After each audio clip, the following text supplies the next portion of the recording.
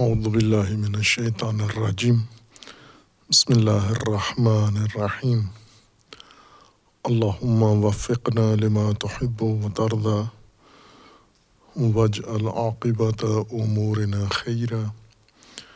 ولا تکلنا الی انفسنا طرفۃ عین ابدا رب ادخلنی مدخل صدق واخرجنی مخرج صدق واجعل لی من لدنک سلطانا نصیرا۔ سورہ مبارکہ بقرہ آیہ کریمہ وَأَقِیمُوا الصَّلَاةَ وَآتُوا الزَّکَاةَ وَارْکَعُوا مَعَ الرَّاکعِینَ۔ بنی اسرائیل کو اللہ تبارک و تعالیٰ نے جن احکام کی یاد دہانی فرمائی ہے، جن امور کی، ان میں ایک اقامت الصلاۃ ہے اور دوسرا ایتاء الزکوٰۃ ہے، اور تیسرا امر اس آیہ کریمہ کے مطابق رکوع ہے مع الراکعین، راکعین کی معیت میں رکوع ہے۔ اقامت الصلاۃ جو دین کا ایک بہت اہم بنیادی ستون ہے، بنیاد ہے، اساس ہے، لیکن اس کی تشریح و تفسیر اس طرح سے ہوئی ہے کہ اول اقیمو یا اقامت کا معنی بیچ میں مفقود ہو گیا ہے، ضائع ہو گیا ہے اور ختم ہو گیا ہے، اور گویا اقامت الصلاۃ کو صلاۃ کا معنی اس طرح سے کیا گیا ہے کہ اقامت اس میں فرض ہو ہی نہیں سکتی، پھر تکلفات کے ذریعے اسے اقامت کا عنوان دیا گیا ہے۔ صلاۃ اشارہ کیا تھا کہ ایک لغوی معنی ہے صلاۃ کا، اور اسی کی بنیاد پر قرآن کریم نے لفظ کامہ صلاۃ اختیار کیا ہے اور اس کے مطابق مومنین کی رہنمائی کی ہے، اور اس کے مصادیق میں سے ایک عبادت ہے معینہ و مخصوصہ ہے جو یومیہ اور بعض اوقات دیگر مناسبات پہ ادا کی جاتی ہے۔ یہ عبادت صلاتی یا اقامت الصلاۃ کی تمرین و مشق کی حیثیت رکھتی ہے۔ اصل مقصود یہ ہے کہ پیروان قرآن کریم اور رسول اللہ صلی اللہ علیہ وآلہ وسلم کے پیروکار وہ اقامت الصلاۃ کریں اپنی زندگی میں، یعنی صلاتی زندگی گزاریں، اور اس کی تمرین اور اس کی مشق روزانہ ان کو کرنی ہے۔ صلاۃ میں ہر باب میں بحث ہوئی ہے، علماء نے صلاۃ بمعنی نماز، اس کے متعلق فقہی بحث بھی کی ہے، اور اس سے متعلق عرفانی بحث بھی کی ہے، اور بیشتر صلاۃ کے معنوی پہلو کی طرف زیادہ توجہ دی گئی ہے، اور صلاۃ، اقامہ صلاۃ کو منحصر نماز میں کیا گیا ہے۔ پھر نماز کے اندر بھی نماز کے معنوی پہلو کو مہم، اہم وہ قرار دیا گیا ہے، یعنی مقاصد نماز میں سے اور حکمت نماز میں سے یا صلاۃ میں سے معنوی امور کو قرار دیا گیا ہے کہ گویا اقامت الصلاۃ کا جو ظاہری عمل ہے، جسمانی عمل ہے یا جمعی اور اجتماعی عمل ہے، یہ فقط ایک اوزاری حیثیت رکھتا ہے، اور اصل مقصود اس عمل کے ذریعے معنوی مقام تک رسائی ہے۔ خوب ایسے ہے، ہم اس میں تردید نہیں کر سکتے، اور وہ معنوی اثرات و معنوی درجات تمام عبادات کے اندر پائے جاتے ہیں، مختص نہیں ہیں نماز کے ساتھ یا اقامت الصلاۃ کے ساتھ؟ اقامت الصلاۃ میں بالخصوص وہ پہلو جو معنوی امور کے طور پر ذکر کیے جاتے ہیں اکثر عام لوگوں کے لیے قابل فہم نہیں ہیں۔ ان حقائق تک یا ان مقامات و معنویات تک پہنچنے کے لیے نماز کے معنوی مقامات انسان کو بہت کافی علمی دسترس حاصل کرنا پڑتی ہے۔ کئی علوم پر انسان کو عبور حاصل ہو تو نماز کے یہ معنوی پہلو سمجھنے کے قابل ہوتا ہے، بلکہ شاید ایک متوسط درجے کا عالم بھی ان مقامات کو سمجھنے سے قاصر و عاجز ہو۔ اور ظاہر ہے کہ انسان جس چیز کو سمجھ ہی نہیں سکتا اس تک پہنچنا انسان کے لیے ممکن نہیں ہوتا۔ جس چیز کی طرف متوجہ ہی نہیں ہے وہاں تک رسائی بھی اس کے لیے ممکن نہیں ہے۔ اکثر لوگ جو نماز پڑھتے ہیں ان مقامات سے غافل ہوتے ہیں، اگر انہیں بتائے جائیں تو بھی کم لوگ فیصد کے لحاظ سے دیکھیں تو اگر ہم کہیں 1 یا 2% لوگ معنوی مقامات کی طرف متوجہ ہو جاتے ہیں تو یہ بھی شاید مبالغہ شمار ہو۔ فی 1000 کی تعداد میں ہم کہہ سکتے ہیں کہ اگر ہم 1000 افراد کو نماز کے معنوی مقامات سمجھانا چاہیں تو ان میں سے 2 یا چند ایک ان مقامات کو سمجھنے کے قابل ہوتے ہیں یا سمجھ جاتے ہیں، اور پھر سمجھنے کے بعد ان تک رسائی کی بھی کوشش کرتے ہیں۔ جبکہ اقامت الصلاۃ اور خصوصاً اقامت الصلاۃ کا عبادی مصداق عبادی یہ عرفی مقصد رکھتا ہے، عام فہم مقصد رکھتا ہے، اور اس کا عام فہم مقصد یہی ظاہری جو اس کے عمل کے اندر نظر آتا ہے یہی مقصود ہے، یعنی ایک صلاتی کیفیت یا صلاتی انداز متدینین کے اندر، مومنین کے اندر ایجاد کرنا، روزانہ اقامت الصلاۃ کرانا عبادی انداز میں، اور اس کی کیفیت خصوصاً جو بیان کی گئی ہے کہ وہ حتماً صلاتی کیفیت اسی وقت ہوتی ہے جس کو علیحدہ سے وضاحت کے ساتھ بھی بیان کر دیا گیا ہے کہ وہ جماعت کے ساتھ ہو، اور جماعت کی تفصیل بیان کی گئی ہے کہ جماعت اس طرح سے قائم ہوتی ہے کہ مومنین میں سے ہی ایک واجد الشرائط انسان وہ آگے کھڑا ہو جائے، اور اس کے بعد باقی سارے صفیں بنا کر اس کے پیچھے اتصال کے ساتھ، ترتیب کے ساتھ، نظم کے ساتھ کھڑے ہوں، اور تمام عبادی عمل اس اگلے انسان کی پیروی میں انجام دیں، اس کی اتباع میں اور اس کی اقتداء کریں، یعنی جیسے وہ کرتا ہے، جس انداز سے وہ انجام دے رہا ہے اسی انداز سے یہ بھی انجام دیں۔ یعنی ایک تو یہ ہے کہ انسان چونکہ اپنی معمولات زندگی کے لحاظ سے خواہ نخواہ مختلف مقامات پر معمولات میں مشغول ہوتے ہیں، کوئی گھر میں ہے، کوئی بازار میں مصروف ہے، کوئی اپنی دکان پر ہے، کوئی اپنے دفتر میں ہے، کوئی اپنے کارخانے میں ہے، کسی صنعت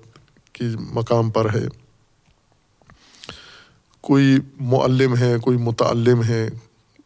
مختلف قسم کے مشاغل روزانہ کے معمول کے لوگوں کے ہوتے ہیں۔ ان تمام مشاغل سے انہیں ہٹا کر روزانہ 5 دفعہ اکٹھا کرنا یہی مقصد ہے، یہ ظاہری مقصد ہے اور عام فہم اور قابل فہم مقصد ہے۔ اس کے لیے انسان کو کسی تخصص کی ضرورت نہیں ہے، دیگر علوم کا سہارا نہیں لینا پڑتا۔ معمولات میں مختلف جہاد میں مشغول لوگ، مختلف افکار میں مصروف لوگ، مختلف امور میں مصروف لوگ، ان سب کو ان معمولات سے وقفہ دے کر ایک کچھ مختصر وقت کا وقفہ انہیں دیا جاتا ہے کہ اس مصروفیت کو چھوڑ دیں اور آ کر سارے اکٹھے ہوں عبادت گاہ میں یا مسجد کے اندر اکٹھے ہوں۔ یہ اجتماعیت، یہ جمع ہونا، یہ صلاتیت ہے اس عبادت کے اندر، یہ صلاتیت کا رکن ہے، اس وجہ سے اس عبادت کو صلات کہتے ہیں۔ اکٹھے ہوں، پھر اکٹھے آ کے اپنی اپنی علیحدہ علیحدہ عبادت نہیں کرنی، بلکہ ایک نظم کے ساتھ، جماعت کے ساتھ جماعت تشکیل دینی ہے جس میں امام معین ہو آگے، اور یہ اس امام کے مقتدی بن جائیں۔ اب یہ جو آگے شخص کھڑا ہوتا ہے امام، یہ انہی میں سے ہے، انہی جیسا ہے، اسی گاؤں کا ہے، اسی شہر کا ہے، انہی کا رشتہ دار ہے، اور کئی حوالوں سے یہ لوگ ممکن ہے یہ بھی اسی جیسے ہوں، علمی درجات کے لحاظ سے، زہد و تقوی کے لحاظ سے، فہم و فراست کے لحاظ سے، مختلف پہلوؤں سے ممکن ہے یہ اسی جیسے ہوں، یا ممکن ہے اس سے بھی بہتر ہوں، مثلا فہم و فراست میں، تجربات میں، سن میں، عمر میں، مہارتوں میں اور فہم میں، یہ ممکن ہے اس آگے کھڑے ہوئے شخص سے بہتر ہوں یہ، لیکن پھر بھی انہیں ان پہلوؤں کے باوجود انہیں اس کے پیچھے مقتدی بن کر کھڑا ہونا ہے۔ اور اس شخص نے ان کے، وہ کوئی بھی ہو سکتا ہے، وہ روزانہ بدل بھی سکتا ہے، یوں نہیں کہ حتماً ایک معین امام ہو، وہ روزانہ ان میں سے البدل بن سکتے ہیں۔ مثلا فرض کریں اگر ایک محلے میں 100 آدمی ہیں، یہ 100 آدمی 5 وقت مسجد میں اکٹھے ہوتے ہیں، تو 100 کے 100 میں شرائط موجود ہیں اقامت الصلاۃ کی، جو کم از کم شرائط ہیں وہ ان سارے 100 افراد میں پائی جاتی ہیں، تو ان 100 میں سے کوئی بھی آگے کھڑا ہو جائے، کوئی طے نہیں ہے کہ حتماً ان میں سے ایک امام معین کیا جائے اور ساری اقامت نماز اس کے اقتداء میں ہو، کوئی بھی کھڑا ہو جائے آگے۔ لیکن جب بھی انہوں نے مسجد میں آنا، ایک تو اکٹھا ہونا ہے، اپنے اپنے کارخانے میں، اپنی دکان پہ، اپنے گھر میں اقامت الصلاۃ نہیں کرنا، نماز ہو جاتی ہے گھر میں، اقامت الصلاۃ نہیں ہوتی۔ اقامت الصلاۃ کے لیے انہیں ان مقامات سے ایک نقطے پر مسجد میں اکٹھا ہونا ہے، اور پھر اکٹھے ہو کر عبادت کو صلاتی انداز میں بجا لانا ہے۔ اور صلاتی ترتیب یہ ہے کہ جماعت ہو، جماعت کا طریقہ یہ ہے کہ ایک امام ہو جائے اور باقی اس کے پیچھے مقتدی ہوں، اس کی اقتداء کریں۔ دوسرے دن دوسرا یہ کام کر سکتا ہے اگر شرائط اس کے اندر پائی جاتی ہوں جو ذکر کی گئی ہیں۔ خب یہ عمل خود اقامت الصلاۃ اسی عنوان پر منطبق ہوتا ہے، نماز کئی شکلوں میں، یعنی تعظیم، تکریم اور خضوع، خشوع، یہ جو خصوصیات ہیں عبادت کی، یہ اکیلے شاید بہتر انسان انجام دے سکتا ہے۔ اگر جماعت میں نہ ہو، تنہا ہو، اپنے گھر کے اندر ہو، تو ممکن ہے بعض افراد بہتر معنوی طور پر نماز میں اپنا ذہن حاضر رکھ سکیں، دل حاضر رکھ سکیں، حضور قلبی کے ساتھ پڑھیں۔ خب یہ ساری خاصیتیں انفرادی طور پر شاید بہتر ہوں، چونکہ جب اجتماع ہوتا ہے اور وہ اجتماع بھی اگر بڑا ہو اور مختلف قسم کے لوگ اس کے اندر شامل ہوں، تو ان سب سے چشم پوشی کرنا، ان سب سے نظر انداز کرنا، ان کی وجود کو کالعدم سمجھنا اور فقط اللہ کی طرف متوجہ کرنا، یہ جمعیت کے اندر مشکل کام ہوتا ہے، کیونکہ جمعیت انسان کی توجہ اپنی طرف رکھتی ہے، اور یہ احساس انسان کے پاس ہمیشہ رہتا ہے کہ میں ایک جمعیت کا حصہ ہوں، اور خصوصاً جب آگے امام ہے تو انسان کا دھیان اس کی طرف ہمیشہ رہتا ہے کہ امام کب کیا عمل انجام دیتا ہے، کس درجے میں داخل ہوتا ہے، تو دھیان سارا امام میں رکھنا ضروری ہے، توجہ امام کی طرف رہے ضروری ہے، اور بعض صلات ایسی ہیں کہ ان میں قراءت اگر امام کر رہا ہے تو اس کو خود نہیں کرنی، امام کی قراءت سننی ہے اس نے، اور اگر قراءت خود بھی کر رہا ہے تو اس صورت میں یہ امام کے اتباع کرے گا باقی تمام حرکات و سکنات میں۔ تو ظاہر ہے کہ امام کی طرف دھیان رکھنا ضروری ہے۔ اگر امام کی طرف توجہ نہ ہو، امام نے تکبیرہ کہہ دی، یہ متوجہ ہی نہیں ہے، اس معنی میں کہ یہ خضوع قلبی کے ساتھ، خشوع قلبی کے ساتھ یہ صرف اللہ تبارک و تعالیٰ کی طرف متوجہ، امام کی طرف متوجہ ہی نہیں ہے یہ شخص، تو ذرا اقتداء بھی نہیں کر سکتا۔ اقتداء کے لیے امام کی طرف دھیان رکھنا ضروری ہے، اور صلاتیت اسی سے پیدا ہوتی ہے کہ جب امام کے پیچھے رہے تاکہ مکمل طور پر اس کی اتباع و اقتداء کر سکے، اس کے ساتھ یہ ساری حرکات و سکنات انجام دے سکے۔ اور پھر ظاہر ہے اس کا ایک خاص نظم ہے صلات کا، عبادت کا بھی، یعنی صلات ایک عمومی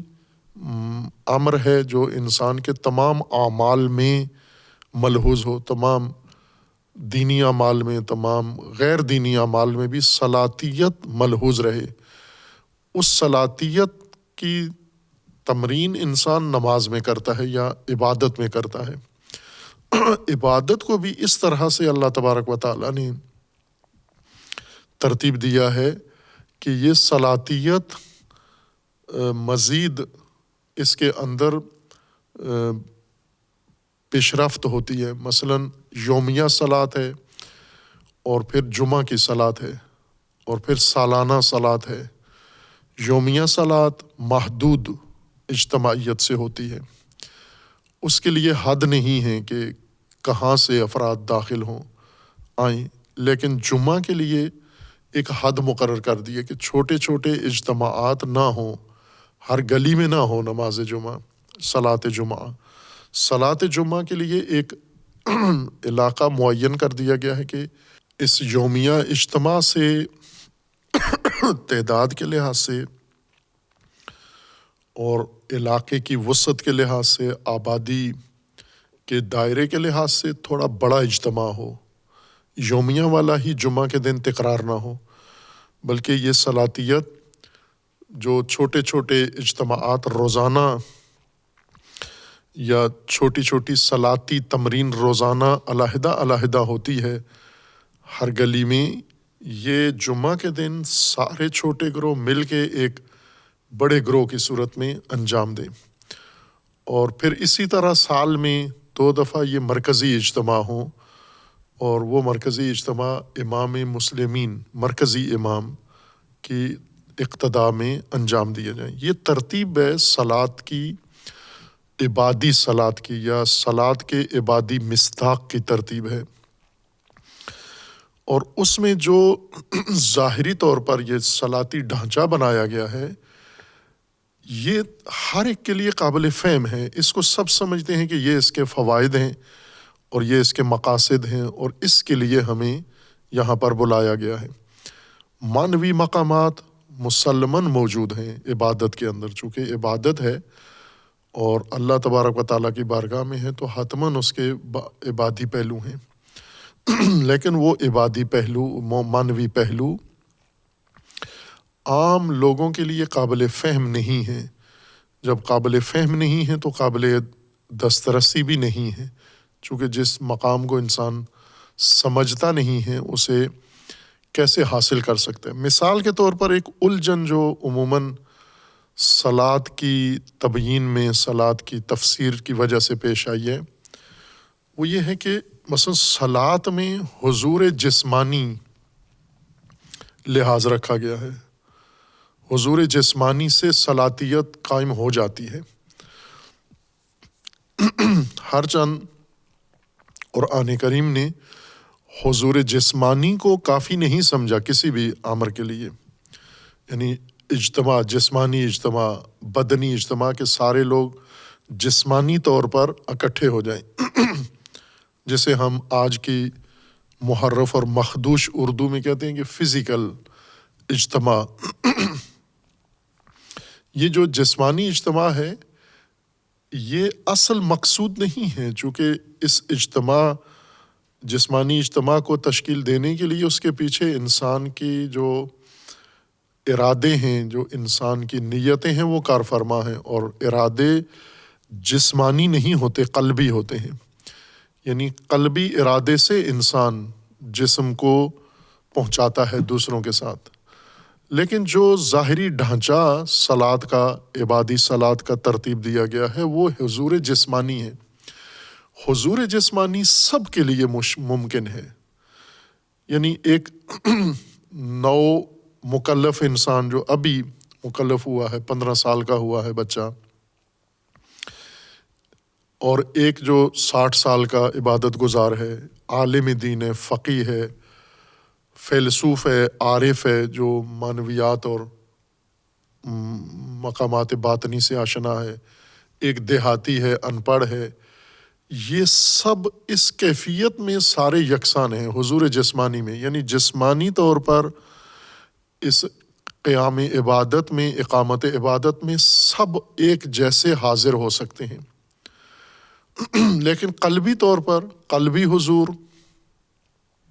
کس کے لیے ممکن ہے کہ پوری اقامت صلات میں آغاز سے آخر تک قلبی حضور ہو، اس کا دل بھی اور کہیں نہ ہو، ذہن اس کا کہیں بھی نہ ہو۔ یہ عمومی مبتلا مسئلہ ہے کہ سب کا شکوہ ہے، برابر شکوہ ہے، مساوی طور پر، کہ باقی کام جب ہم کرتے ہیں تو اس میں کچھ دیر کے لیے ہمارا ذہن متمرکز رہتا ہے، یعنی ایک نقطے پر، ایک مرکز پر قائم رہتا ہے، لیکن صلات میں، نماز میں جب کھڑے ہوتے ہیں تو ذہن ایک نقطے پر نہیں متمرکز رہتا، مختلف طرف دھیان جاتا ہے، چونکہ ایک فراغت، ایک قسم کی فراغت ہوتی ہے صلات کے اندر، اقامہ عبادت کے اندر۔ اس فراغت میں انسان کا ذہن متعدد موضوعات کی طرف جاتا ہے، ایک موضوع کی طرف جاتا ہے، پھر غیر محسوس طور پر اس موضوع سے دوسرے موضوع پہ چلا جاتا ہے، دوسرے سے تیسرے پہ چلا جاتا ہے، اور آخر صلات تک، اختتام تک ممکن ہے 20 موضوعات یہ ذہن سے تصورات، خیالات گزر چکے ہوں، یہ اس کو یاد بھی نہ ہو کہ میں کن کن موضوعات میں ذہن میرا گردش کرایا ہے۔ لیکن اس ساری کیفیت میں جب ذہن حاضر نہیں ہے، دل حاضر نہیں ہے، جسم باقاعدہ حاضر ہے، جسم صلات کے اندر ہی ہے، قائم ہے، اور یہ شخص اس ظاہری نظم کے ساتھ منسلک ہے، ظاہری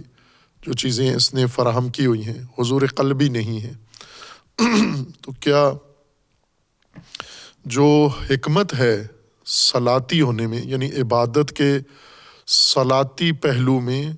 وہ حکمت حاصل ہوئی یا نہیں ہوئی؟ وہ حاصل ہو گئی ہے، اقامت الصلاۃ ہے یہ، بائیں کہ حضور قلبی نہیں ہے۔ ممکن ہے امام کا بھی نہ ہو، اب امام بھی انہی میں سے ایک ہے، امام اکثر ہوتا ہے، امام بھی، ماموم بھی، مختلف افراد بھول جاتے ہیں صلات میں، ان کے ذہن میں نہیں رہتا کون سی رکعت ہے یا کون سا ذکر پڑھا ہے، کون سا نہیں پڑھا ہے، شک ہو جاتا ہے۔ یہ شک ہونا، بھول جانا، اس بات کی دلیل ہے کہ توجہ پوری نہیں تھی، صلات کے اندر نہیں تھی۔ اور کوئی شخص یہ دعویٰ نہیں کر سکتا کہ میری ہوتی ہے توجہ، آخر سے اول سے آخر تک یہ توجہ ہوتی ہے۔ یہ ایک عام مشاہدہ ہے، اور انسان اس کو ہر ایک کے بارے میں تشخیص دے سکتا، اور اس سے انسان کا اخلاص، اس کا ایمان کم نہیں ہوتا۔ یہ جو توجہ ہٹ جاتی ہے اقامت الصلاۃ کے اندر، یعنی عبادت صلاۃ عبادی میں توجہ ہماری دائیں بائیں چلی جاتی ہے، یہ مبطل نہیں ہوتی نماز کے لیے، یعنی ظاہری جو صلاتی حالت ہے وہ قائم ہے اپنی جگہ پر، اس میں کوئی خلل واقع نہیں ہوتا۔ یہ ماجرا کئی دفعہ میں نے ذکر کیا ہے، اپنے استاد بزرگوار رحمۃ اللہ علیہ دنیا سے گزر گئے ہیں، ان کے پاس ہم ایک فقہ کا درس پڑھتے تھے، مقاصد، تو انہوں نے اپنے استاد سے یہ ذکر کیا۔ یہ استاد تھے ہمارے حضرت آیت اللہ طاہر شمس رضوان اللہ تعالیٰ علیہ، معروف اساتید میں سے تھے اور بڑے لائق اور قابل، جہاں حوزہ قم کی مدیریت میں بھی ان کا اہم کردار تھا۔ اور ایک اور بڑی انقلابی معروف شخصیت اور اسکالر ڈاکٹر مفتح، محمد مفتح، یہ دونوں کلاس فیلو تھے، ایک استاد کے پاس خصوصی درس پڑھتے تھے۔ تو خود انہوں نے یہ واقعہ سنایا کہ میں اور آغا مفتح جس استاد کے پاس پڑھتے تھے، یہ ہمیں درس پڑھا کے عصر کے وقت درس پڑھاتے تھے، پھر اس کے بعد وہیں پر حضرت معصومہ سلام اللہ تعالیٰ علیہا کے مزار میں نماز مغرب کے لیے بیٹھ جاتے تھے۔ مغرب سے پہلے ہی چند منٹ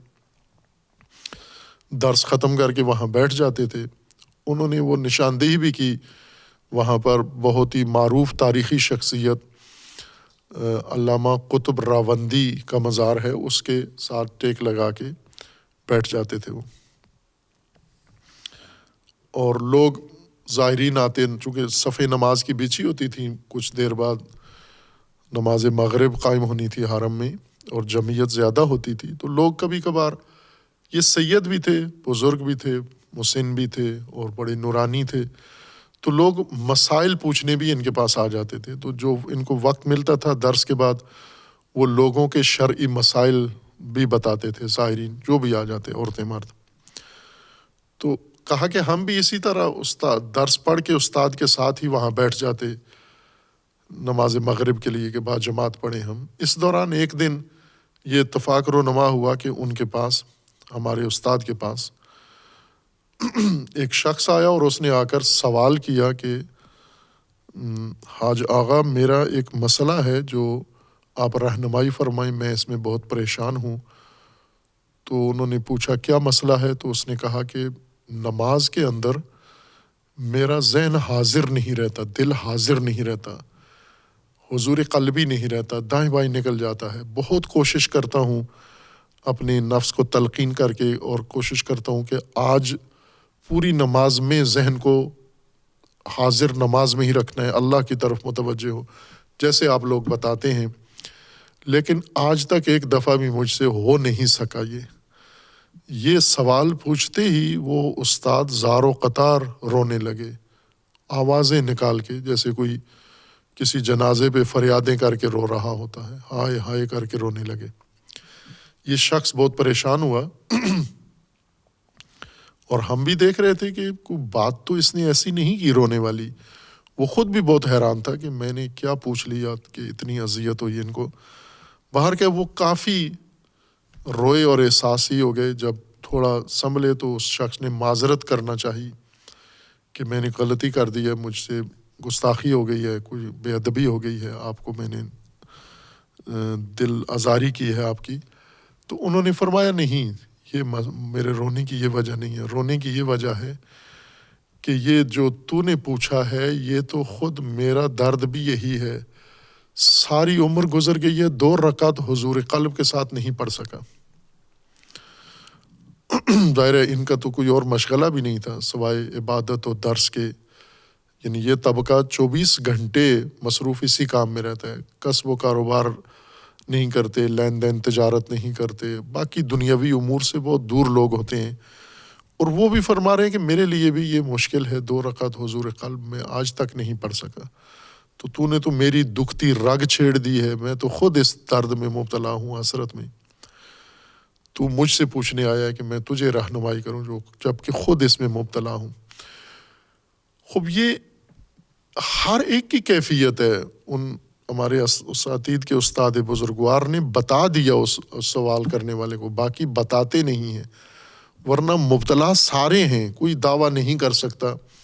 کہ ہم قادر ہیں تمام نمازیں حضور قلب کے ساتھ پڑھیں ہم۔ اور بعض تو اس کو الجھن بنا لیتے ہیں، حضور قلبی کو الجھن بنا لیتے ہیں، یعنی حضور قلبی کی کوشش کرتے رہتے ہیں جس سے ان کا نماز کی طرف بالکل دھیان ہی نہیں ہوتا۔ جیسے ایک چھوٹا بچہ شرارتی جو نیا نیا چلنا پھرنا شروع کرتا ہے، کسی جگہ ٹکتا نہیں ہے کسی محفل میں، تو اس کی ماں مجلس میں اس کو لے کر آتی ہے، مجلس کا ایک جملہ نہیں سن پاتی، اس کا سارا دھیان بچہ کنٹرول کرنے میں ہے۔ وہ کبھی اٹھ کے بھاگتا ہے، کبھی دائیں نکل جاتا ہے، کبھی بائیں چلا جاتا ہے، کبھی چھیڑتا ہے، کبھی شور کرتا ہے، وہ ایک جملہ بھی نہیں سن پاتی کہ کس موضوع پر مجلس ہو رہی ہے۔ ممکن ہے 2 گھنٹے وہ مجلس میں بیٹھی ہو، اسے نہیں پتا کس نے پڑھی ہے، کیا پڑھا ہے، وہ ساری توجہ بچہ کنٹرول کرنے میں رہی۔ خوب یہ ایک عمومی حالت ہے، الجھن ہے کہ یہ بچہ کنٹرول، نماز میں ہم بچہ کنٹرول کرنے میں لگے رہتے ہیں، جو کوشش کرتے ہیں حضور قلب کی، لیکن بیشتر تو کوشش بھی نہیں کرتے، متوجہ بھی نہیں ہوتے، بلکہ اسی معمول کے مطابق، عادت کے مطابق صلاۃ پڑھ کے فارغ ہو جاتے ہیں۔ اور پھر جب یہ متوجہ ہوتے ہیں کہ ہمارا تو قلب حاضر ہی نہیں تھا، مایوسی بھی ان پر طاری ہو جاتی ہے کہ بے فائدہ نمازیں ہیں۔ جب دل ہی حاضر نہیں ہوتا، جب قلب حضور قلبی ہی نہیں ہے، جب ہم اللہ سے وہ اتصال ہی پیدا نہیں ہوتا، تو پھر فائدہ کیا ہے؟ تو اس نا امیدی اور مایوسی میں آہستہ آہستہ سست ہو جاتے ہیں، اس عبادت کے اندر شرکت نہیں کرتے، جماعت نہیں پڑھتے، قضا کرنا شروع کرتے، اور ممکن ہے ترک ہی کر دیں کہ پڑھنا نہ پڑھنا جب فائدہ ہی نہیں ہے، برابر ہے۔ یعنی جیسا کہ بعض علماء کہتے بھی ہیں کہ اگر آپ اقامت الصلاۃ کرتے اور حضور قلب نہیں ہے تو فائدہ نہیں ہے، تو وہ بھی مان لیتے ہیں کہ فائدہ نہیں ہے۔ یعنی ہم دکان چھوڑ کے آئیں، مسجد میں آ کے صلاۃ میں کھڑے ہوں، اور یہ ٹائم جو یہاں گزرا اس میں حضور دل حاضر ہی نہیں تھا، تو پھر فائدہ کیا ہے؟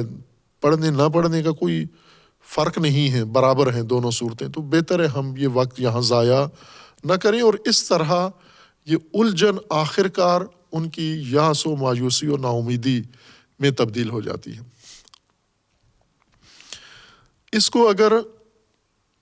اس طرح پیش کیا جائے کہ ہم جو اقامت الصلاۃ کا مفہوم ہے وہ ان مدارج، یہ مدارج اس کا حصہ نہیں ہے۔ اقامت الصلاۃ اسی جسمانی حضور سے حاصل ہو جاتا ہے، البتہ جسمانی حضور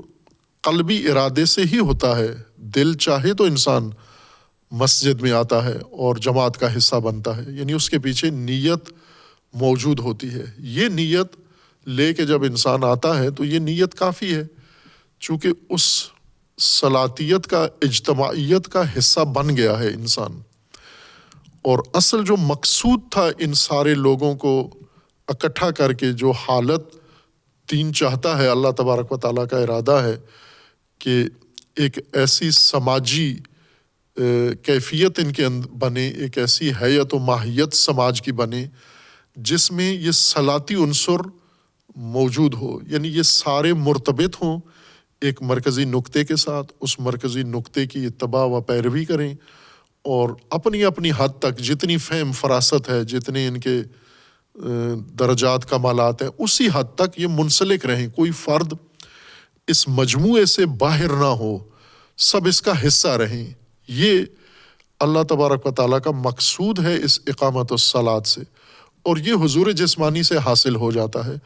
اور حضور جسمانی سے جو مقصد حاصل ہوتا ہے وہ ہرگز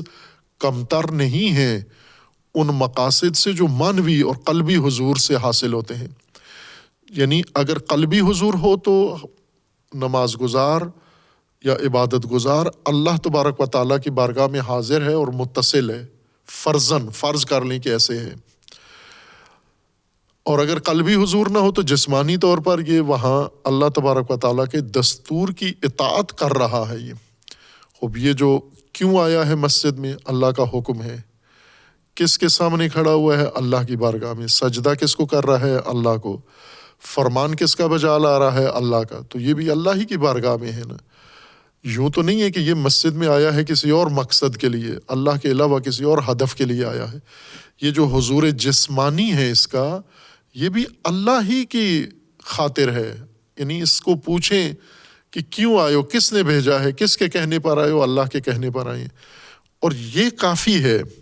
کہ اللہ کے حکم پر میں معمولات چھوڑ کر اللہ کے گھر میں آیا ہوں، اللہ کے حکم پر میں اس اجتماعیت کا حصہ بنا ہوں، اللہ کے حکم پر میں اس شخص کے پیچھے اقتدا کر رہا ہوں، اللہ کے حکم پر میں دوسروں کے ساتھ صف بندی کی ہے، مل کر کھڑا ہوا ہوں، شانہ بشانہ کندھا ملا کے کھڑا ہوا ہوں۔ اللہ کے حکم پر ہم سب مل کر ایک حرکت واحدہ انجام دے رہے ہیں، نہ کہ متفرق حالات میں، یعنی جتنے اجسام ہیں اتنی اٹھک بیٹھک نہیں ہے، بلکہ جتنے اجسام ہیں ایک حرکت سارے کر رہے ہیں، تو یہ اللہ کے حکم میں ہے، یہ بھی اللہ کے اس میں جاتی ہے بات۔ یوں نہیں ہے کہ اگر حضور قلبی نہیں ہے تو اللہ سے انسان مکمل طور پر کٹ جاتا ہے اور باقی جو ہو رہا ہے جسمانی طور پر حاضر ہے یہ اللہ سے مربوط نہیں اور اللہ کو یہ پسند ہی نہیں ہے، نہ، یہ بہت پسند ہے اللہ کو۔ بے شک حضور قلبی نہیں بھی ہے، یہ جو تیرے دل میں ذہن میں یہ بات آئی ہے کہ میں اللہ کے فرمان پر اب میں یہ معمول چھوڑتا ہوں، گھر سے نکلتا ہوں، آرام بستر چھوڑتا ہوں، سکون چھوڑتا ہوں، کام کاروبار چھوڑتا ہوں اور اس اجتماعیت کا حصہ بنتا ہوں، یہی فرمان تھا اللہ کا کہ یہی انجام دے تو، اور میں اللہ کے کہنے پر انجام دے رہا ہوں تو ماجور ہوں عند اللہ، جو اللہ نے مجھ سے چاہا تھا میں نے انجام دے دیا ہے۔ اس کو مایوس نہیں ہونا چاہیے اور الجھن میں نہ ہو۔ البتہ وہ اگلے مقامات کے اگر حضور قلبی بھی ہو تو نور و نلا نور، یعنی حضور جسمانی سے اقامت الصلاۃ ہو جاتا ہے، حضور قلبی سے اس میں مزید نورانیت آ جاتی ہے، اس کے اندر مزید معنویت میں اضافہ ہوتا ہے اور قرب میں اور انسان کے کمالات میں اضافہ ہوتا ہے، بندگی اور عبودیت بڑھتی ہے انسان کی حضور قلبی سے۔ لیکن یوں نہیں کہ اگر حضور قلبی پر قدرت نہیں ہے تو حضور جسمی بے فائدہ ہو گیا ہے، یہ حضور جسمی بھی فائدہ مند ہے، اور اصل مقصود ہی یہ حضور جسمانی تھا آپ کا، چونکہ حضور قلبی انفرادی طور پر بہتر حاصل ہو سکتا ہے، اجتماعیت میں حضور قلبی ایک مشکل امر ہے، انفرادیت میں حضور قلبی زیادہ حاصل ہوتا ہے۔ لہٰذا حضور قلبی کے اور مواقع ہیں، یعنی یوں نہیں کہ اگر جماعت میں حاضر ہو کر میں حضور قلبی حاصل نہیں کر سکتا تو اب موقع سارا ضائع ہو گیا، نہ، آپ بعد میں جب تنہائی میں چلے جاتے ہیں اور دل کو آپ باقی ساری چیزوں سے فارغ کر کے اللہ تبارک و تعالیٰ کے ساتھ متصل کریں، یہ تو ہمیشہ مقدور ہے آپ کے صلات کے اندر بھی اور خارج از صلات بھی ہے۔ یہاں پر صلاتیت مقصود ہے، یہ جو اجتماع ہے آپ کا یہ جسمانی، اور اسی کے اندر حکمت ہے، یعنی جو سماج بننا ہے، امت بننی ہے، متقی معاشرہ بننا ہے، وہ اسی سے حاصل ہو جاتا ہے۔ یہ جو تو نے نیت کر لی ہے کہ میں نے اپنے جی سے کچھ نہیں کرنا، میں نے اللہ کے حکم پہ سب کچھ کرنا ہے، اور اللہ کا حکم یہ ہے کہ اس طرح سے آپ عبادت کرو کہ ایک فرد آپ میں سے آگے ہو، آپ اس کی اقتداء کرو اور پھر باقی اعمال سارے اس کے مطابق انجام دو۔ جو شروع کرتا ہے عبادت آپ کی شروع ہو، اس سے پہل نہیں کرنی، وہ جب ختم کرتا ہے عبادت آپ کی بھی ختم ہو جائے، عبادت کا جو حصہ وہ انجام دیتا ہے وہی آپ بھی انجام دیتے جو۔ اس سے صلاتیت آ گئی ہے، اور یہ مشق ہے کہ اب اس سے باہر نکل کر باقی زندگی کے جو اہم شعبے ہیں وہ بھی اسی طرح صلاتی حالت میں ہی آپ نے انجام دینے ہیں، یعنی وہ بھی ایک امام کی امامت میں، ایک امام کی اقتداء میں، ایک امام کی پیشوائی میں، تمام باقی زندگی اپنے سماج کی تشکیل کا یہ ایک نمونہ ہے، اور پھر اس تشکیل کو آپ نے وسعت دینی ہے، مسجد سے باہر نکالنا ہے اس سماجی تشکیل کو، اجتماعیت کو، اور زندگی کے باقی حصوں میں بھی اس کو آپ نے لاگو کر دینا ہے۔ ظاہر ہے جو مسجد میں آ کے اس طرح اجتماعیت اختیار کرتے ہیں یہ باقی امور میں بھی منسلک رہیں گے، یہ نہ کہ باقی امور اپنے علیحدہ کر لیں، ان میں انفرادیت آ جائے، اس میں بھی یہ سماجیت اور صلاتیت اس کے اندر بھی قائم رہے گی، تمام امور جو متعلقہ ہیں۔ خوب یہ وضاحت ہو جائے اگر، تو جو لوگ ناقص تبلیغ کی وجہ سے عموماً بیزار ہو جاتے ہیں، جیسا پہلے ایک واقعہ شاید خطبہ جمعہ میں یا دیگر مناسبتوں میں ذکر کیا ہے کہ تبلیغی سفر میں ایک خاتون آئی اور اس نے پہلے بہت روئی، بہت دردمندانہ طریقے سے روئی، جیسے وہ ہمارے اساتید کے استاد محترم تھے وہ روئے بڑے دردمندانہ طریقے سے، اسی طرح یہ خاتون بھی میرے سامنے روئی، بہت دردمندانہ طریقے سے روئی، جیسے کوئی مر گیا ہو، اس کا بچہ مر گیا ہو، اس طرح سے وہ بلک بلک کے رو رہی تھی۔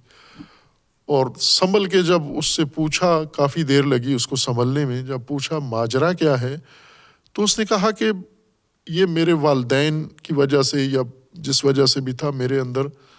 ابتدا سے ہی، نوجوانی سے ہی جب میں تھوڑی سی شعور میں آئی تو قرآن کے ساتھ میرا انس پیدا ہو گیا. میں نے قرآن گھر میں ہی سیکھا، پھر پڑھنا شروع کیا، اور پھر ترک نہیں ہوئی. اس وقت جب مجھ سے ملی تو وہ شاید 60 سال سے اوپر کی عمر کی تھی،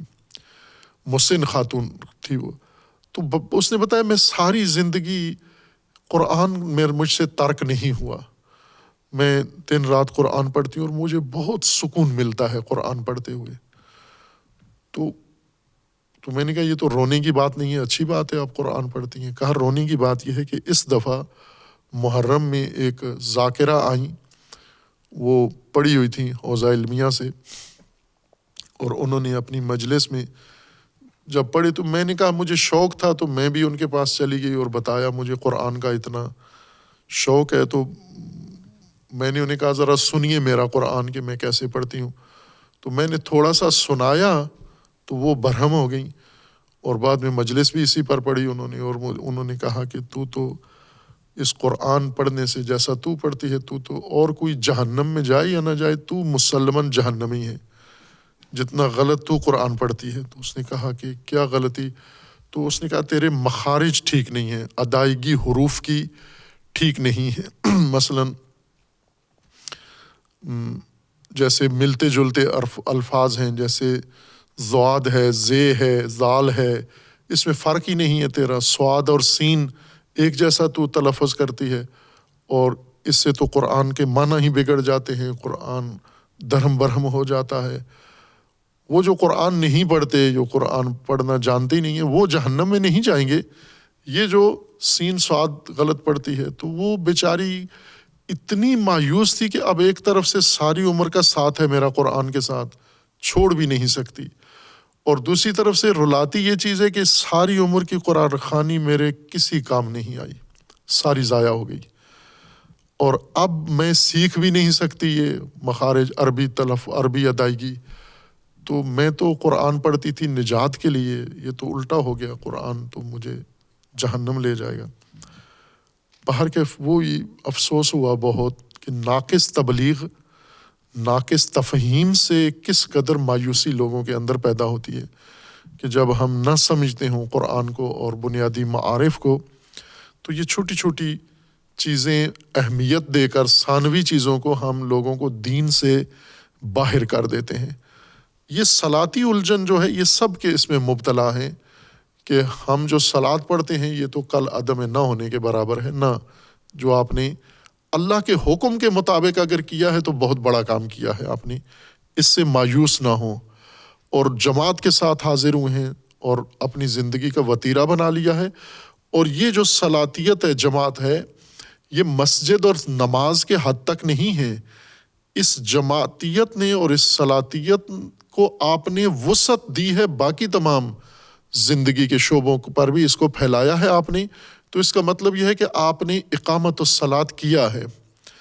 آپ کی صلاۃ اقامت ہو چکی ہے، چونکہ آپ صلاتیت آپ کی زندگی میں آ گئی ہے. یہ نظم، یہ اجتماعیت، یہ سماجیت اور یہ اقتداء، یہ امامت، یہ سب جو اللہ کا حکم ہے کہ انسانی معاشرہ اس طرح سے چلے اور بنے، وہ آپ نے کر دکھایا ہے، اور اس میں شمولیت آپ کی ہو گئی ہے، اور جو معنوی اجر ہے وہ آپ کے لیے محفوظ ہے. اول یہ کہ اس عبادت کا یا دیگر تمام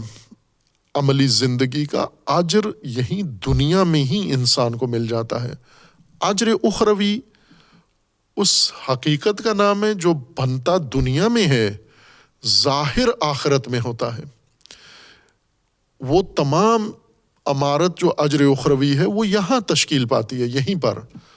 لہٰذا آپ جو اقامت الصلاۃ کر رہے ہیں، اس اقامت الصلاۃ سے یوں نہیں کہ یہاں بے فائدہ ہے، یہ اقامت الصلاۃ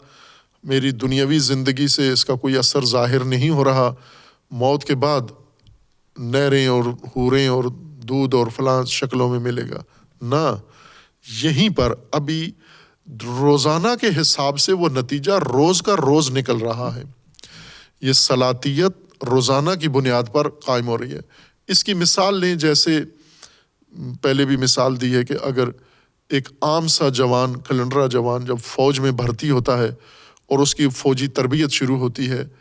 تو وہ روزانہ کی تربیت کا روزانہ نتیجہ نکل رہا ہے، نہ کہ ریٹائرمنٹ کے بعد یا مرنے کے بعد اس کو جو فوج میں زحمت کی ہے وہ ساری مرنے کے بعد نکلے گی۔ وہ سب کچھ یہی ہے، اور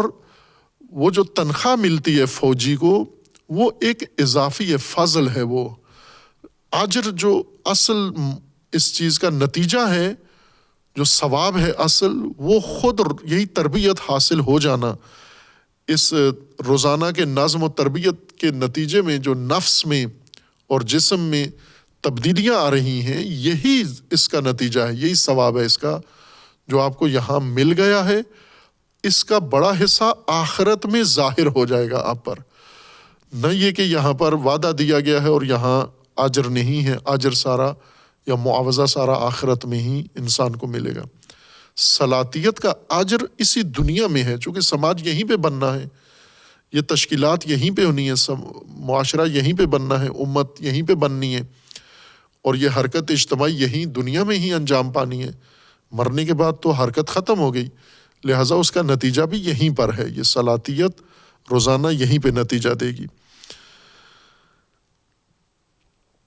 اس کے بعد جو دوسرا حکم ہے وہ بھی اسی طرح کی صورتحال کا شکار ہے، وَأَقِیمُوا الصَّلَاةَ وَآتُوا الزَّکَاةَ، یعنی بنی اسرائیل کو ایک یاد دہانی ایتاء زکوٰۃ کی کرائی جا رہی ہے، یعنی پورا اسلام، دین اسلام ان پر پیش کیا جا رہا ہے، ایمان، قرآن، نبی اکرم صلی اللہ علیہ وآلہ وسلم کی نبوت، خاتمیت، اس سب کی طرف دعوت انہیں دی جا رہی ہے، اور اس دوران وہ حق شناسی، حق بینی، حق گوئی کی بھی تلقین کی جا رہی ہے انہیں، اور جو رسول اللہ صلی اللہ علیہ وآلہ وسلم کو اللہ تبارک و تعالیٰ نے ایک ہدایت کا پورا مکمل نظام عطا کیا ہے، اور رسول اللہ صلی اللہ علیہ وآلہ وسلم تمام طبقات کو وہ نظام پیش کر رہے ہیں۔ جو شخص بھی مسلمان ہوتا ہے، خواہ وہ یہود ہو اور مسلمان ہو، وہ نصارہ میں سے ہو اور مسلمان ہو، یا بت پرست ہو اور مسلمان ہو، کوئی بھی شخص کسی بھی سلسلے سے پہلے تعلق رکھتا تھا، کفار میں سے تھا، مشرکین میں سے تھا، ملحدین میں سے تھا، لیکن اب جب اسلام کے دائرہ میں آیا ہے تو رسول اللہ نے اس کو ایک ہی پیغام دیا ہے، نہ کہ مشرکین اگر مسلمان ہو تو ان کو یہ آداب سکھانے ہیں، یہود اگر مسلمان ہو تو یہ آداب سکھانے ہیں، یا مسلمان کے گھر میں مسلمان پیدا ہو تو اس کو یہ آداب سکھانے، ایک دین ہے سب کے لیے، اور وہ ایک نظام کی صورت میں پیش کیا جا رہا ہے۔ لہٰذا جو پہلے مسلمان ہو چکے ہیں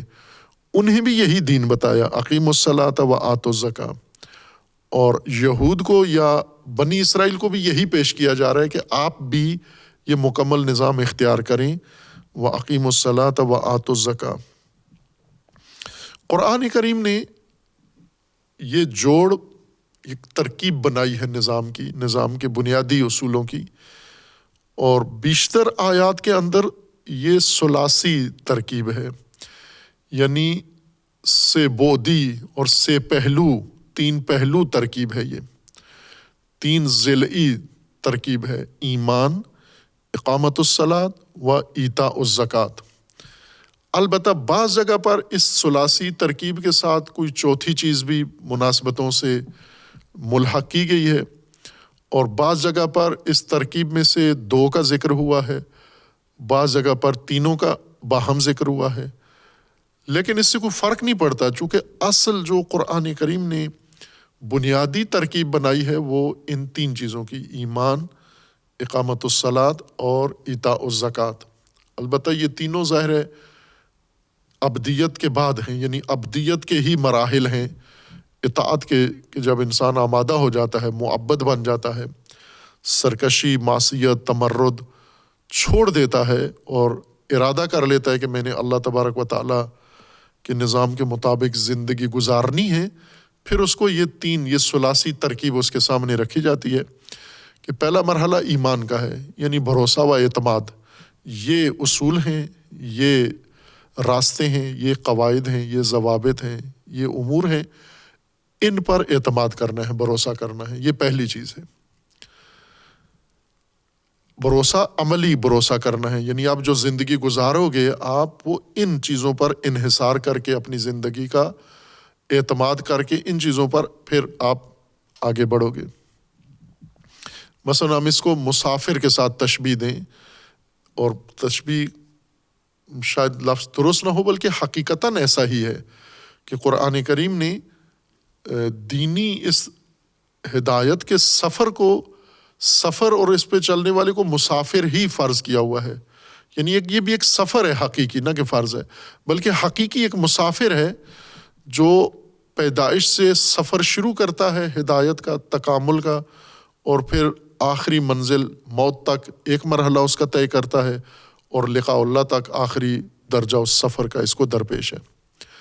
ہم زمینی مسافر کی مثال لیں کہ ایک مسافر جب آمادہ ہوتا ہے کسی جگہ جانے کے لیے تو سب سے پہلا مرحلہ یہ ہے کہ آپ نے کس وسیلہ سفر کو اختیار کرنا ہے، سہارا لینا ہے۔ آپ گاڑی میں جاؤ گے، آپ ٹرین میں جاؤ گے، آپ جہاز پہ جاؤ گے، آپ کے پاس اپنی گاڑی ہے، آپ کے پاس پبلک ٹرانسپورٹ کی گاڑی ہے، آپ کے پاس کوئی عمومی نقل و حمل کا وسیلہ ہے، کسی دوست کے ذریعے سے جاؤ گے۔ سب سے پہلی چیز یہ تشخیص دینی ہوتی ہے مقصد کے تعین کے بعد کہ مجھے وہاں پہنچنا ہے اتنی مدت میں، اتنے وقت میں۔ اب اس وہاں پہنچنے کے لیے سب سے پہلے انسان یہ اختیار کرتا ہے کہ میں جاؤں گا کیسے، کس کے سہارے جاؤں گا۔ جس چیز کا سہارا لیتا ہے انسان اسی کو ایمان کہتے ہیں۔ ایمان اسی اعتماد و اطمینان کا نام ہے، اور روزمرہ ہم اس ایمان کے ساتھ ہی سارے کام کر رہے ہوتے ہیں۔ مثلا کسی انسان نے کاروبار کرنا ہے تو سب سے پہلے ایمان کا مرحلہ طے کرتا ہے کہ اعتماد و بھروسہ و سہارا کس چیز کا لینا ہے، میں نے پیسے کا سہارا لینا ہے، دوستوں کا سہارا لینا ہے، پارٹنر کا سہارا لینا ہے، حکومت کا سہارا لینا ہے، بینکوں کا سہارا لینا ہے۔ یہ جو سہارا لے کے آگے کام شروع کیا ہے اسی کو قرآن ایمان کہتا ہے۔ لیکن فرق یہ ہے کہ اس ایمان کے متعلقات اللہ تبارک و تعالیٰ نے بیان فرمائے ہیں کہ آسمانی کتابیں ہیں، اللہ تبارک و تعالیٰ کی حاکمیت ہے، الوہیت ہے، ان چیزوں پر اعتماد کر کے اب آپ زندگی کا آغاز کریں سفر۔ دوسری چیز، جب بھروسہ کر لیا، ایمان لے آئے اور ایمان کا مرحلہ طے کر لیا تو اب آپ نے اقامت الصلاۃ کرنا ہے۔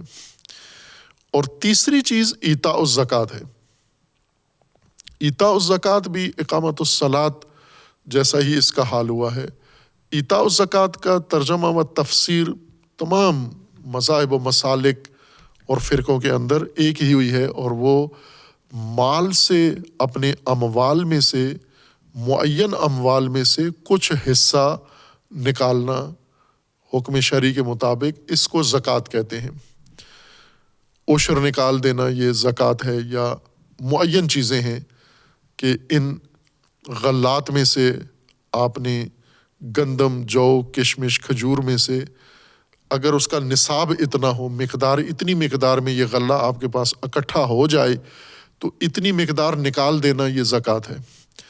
اگر آپ کے پاس سونا چاندی اتنی مقدار میں ہو تو اتنی مقدار اس سے نکال دینا اس نصاب میں سے،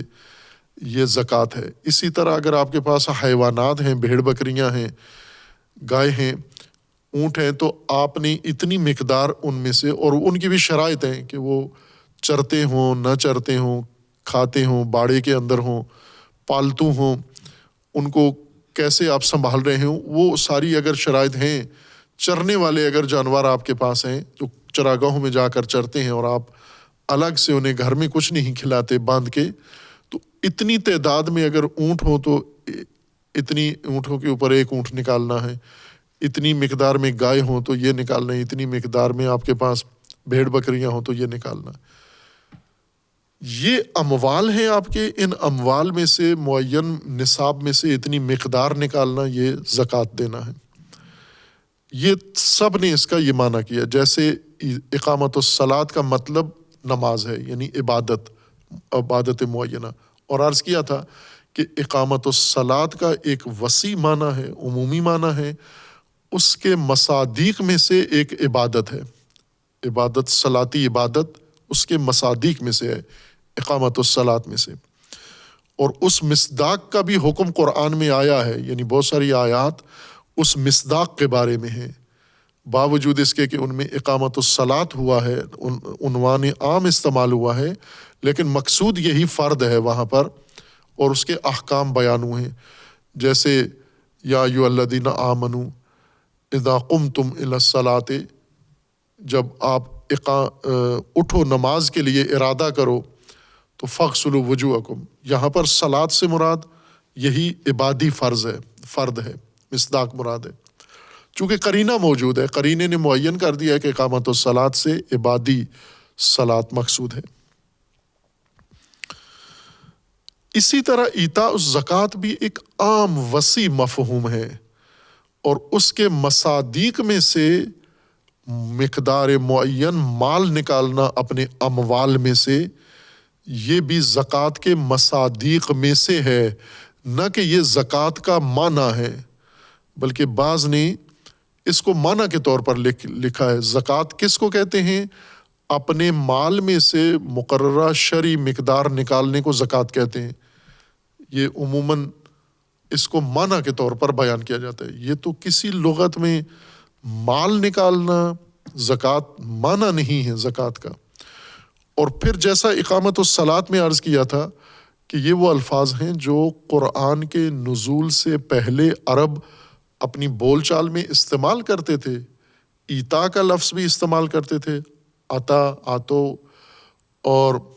دیگر اس کے مشتقات، اور زکوٰۃ اور اس سے بنے ہوئے جو الفاظ ہیں مادہ سے، یہ بھی عربوں کی معمول کی لغت میں رائج الفاظ تھے، اور وہ ایک ہی معنی میں ان الفاظ کو استعمال کرتے تھے، اور اس استعمال میں وہ مال نکالنے کو زکوٰۃ نہیں کہتے تھے۔ مال دینا، اس کے لیے لفظ عربوں نے مخصوص رکھا ہوا ہو زکوٰۃ، نہ، زکوٰۃ کا مطلب عربی میں مال نکالنا نہیں ہے،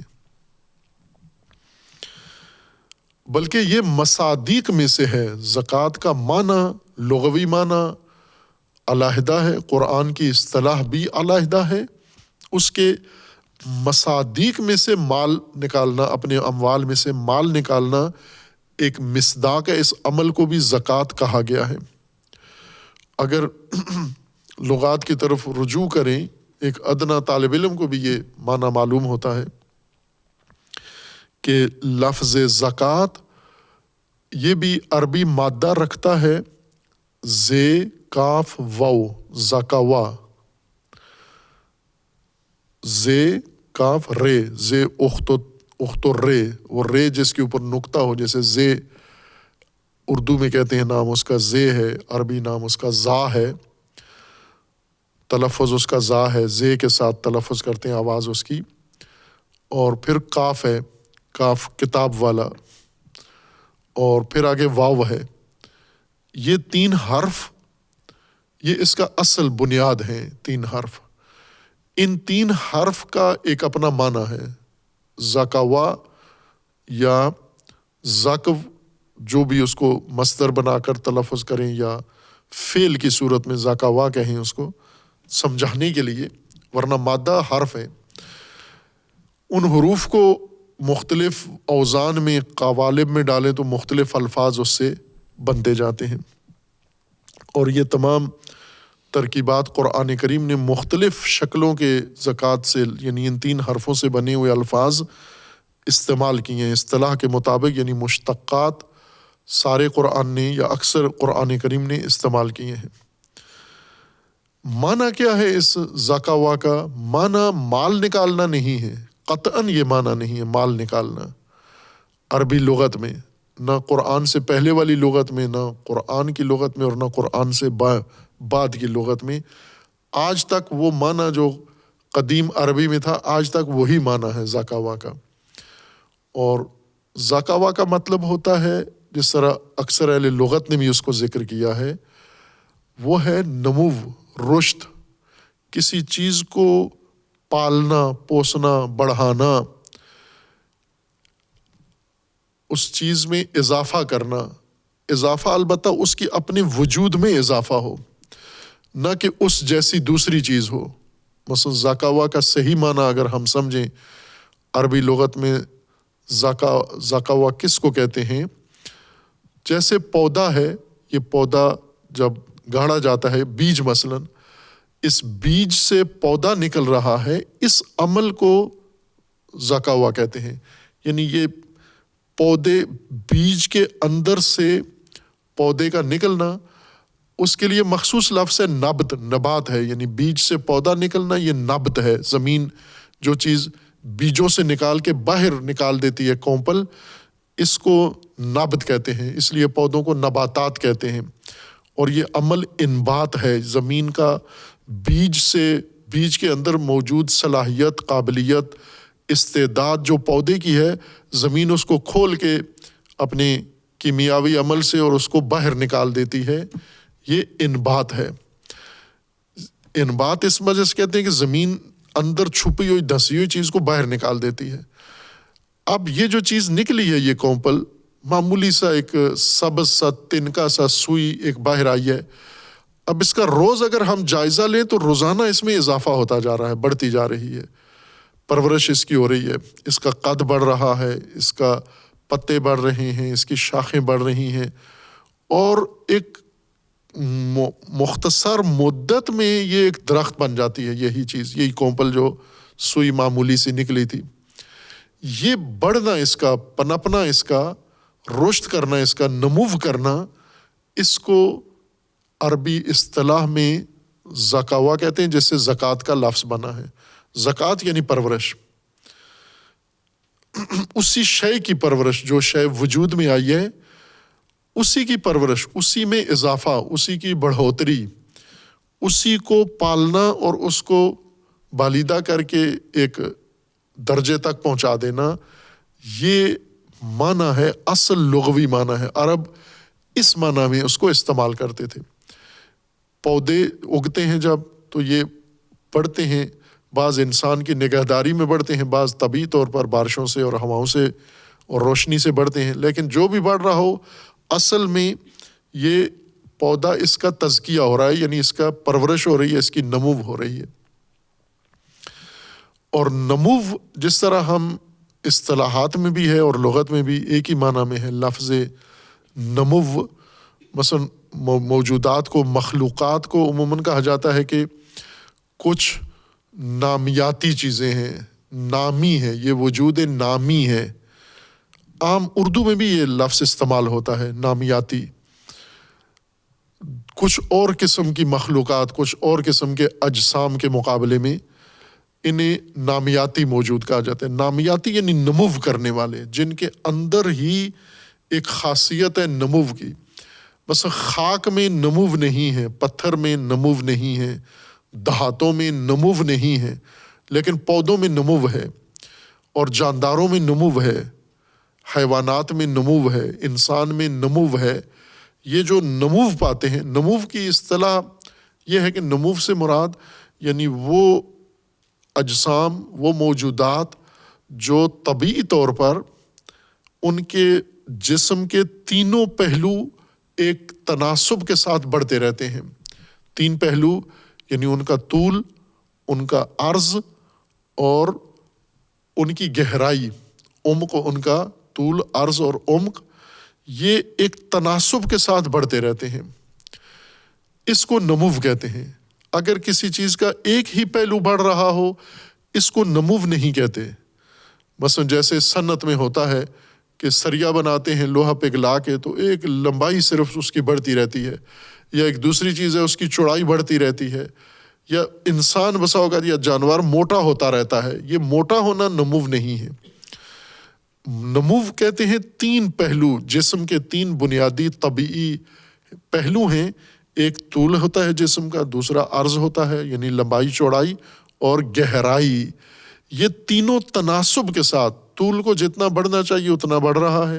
اور چوڑائی جتنی بڑھنی چاہیے اتنی بڑھ رہی ہے، اور گہرائی جتنی ہونی چاہیے اتنی تناسب کے ساتھ اس جسم میں طبعی طور پر پیدا ہو رہی ہے۔ اس کو اصطلاح میں نمو کہتے ہیں۔ اور زکوٰۃ کا مطلب نمو ہے، یعنی جو چیز وجود میں آئی ہے، اب اس کو پھیلنا ہے، اس کو بڑھنا ہے، اس کو اس حالت میں نہیں رہنا، بلکہ اس کو مسلسل رشد کرنا ہے، اور نامیاتی چیز کی طرح یہ نمو کرتی جائے گی۔ خوب، ان میں سے کچھ چیزیں ایسی ہیں جو انسان کا فریضہ ہے ان کو نمو دینا. جیسے کچھ چیزیں طبیعت ہے، جیسے نیچر کہتے ہیں ہم، کہ طبیعت یا زمین خود نمو دیتی رہتی ہے. جو چیز زمین سے اگتی ہے اللہ تبارک و تعالیٰ نے ایک طبعی نظام بنایا ہوا ہے، وہ نظام سارا اس کو خود نمو دے رہا ہے. لیکن کچھ چیزیں ایسی ہیں جن کو انسان نے نمو دینی ہے. انسان اگر دے نمو تو وہ نمو کریں گی، اگر انسان نمو نہ دے ان کو تو وہ نمو نہیں کرے گی. جیسے لفظ استعمال کرتے ہیں اردو میں نشو و نما. نشو پیدا ہونے کو کہتے ہیں، پیدائش کو، نما بڑھنے کو کہتے ہیں. نشو و نما،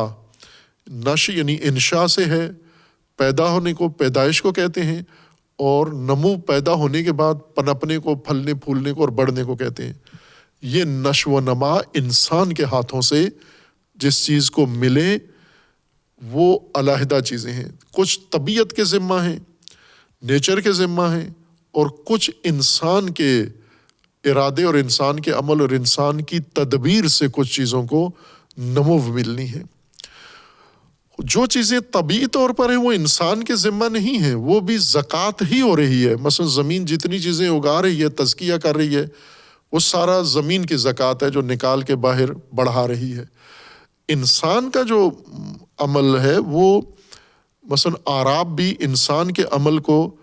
کہتے تھے کہ یہ زکوٰۃ ہے، یعنی پھیلا رہا ہے. اس کو جو چیز ملی ہے تھوڑی سی، اس نے اس کو بڑھا دیا ہے، بہت نمو دیا ہے، اس نے اس کو رشد دی ہے اور بڑھا کے پھیلا دیا ہے اس کو. مثلا جیسے ہم ایک آج کل کی روزمرہ کی مثال دیں یا قدیمی مثال لے لیں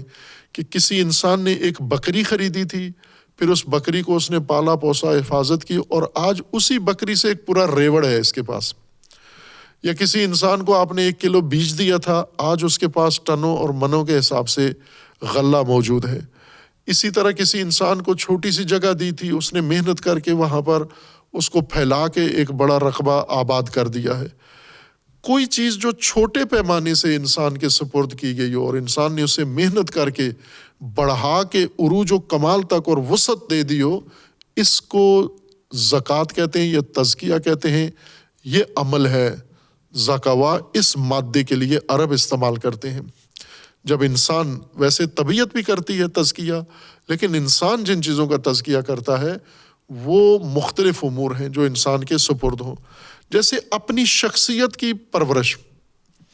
جسم انسان کا طبعی طور پر خود ہی بڑھتا رہتا ہے، طبعی تقاضے کے مطابق. کھانا کھاتے ہیں ہم، اس کے ذریعے سے رشد بڑھتا جاتا ہے. لیکن اس جسم کے ساتھ جو شخصیت ہے ہماری، جو ذہنیت ہے ہماری، جو روح ہے ہماری، یہ پرورش انسان خود کرتا ہے.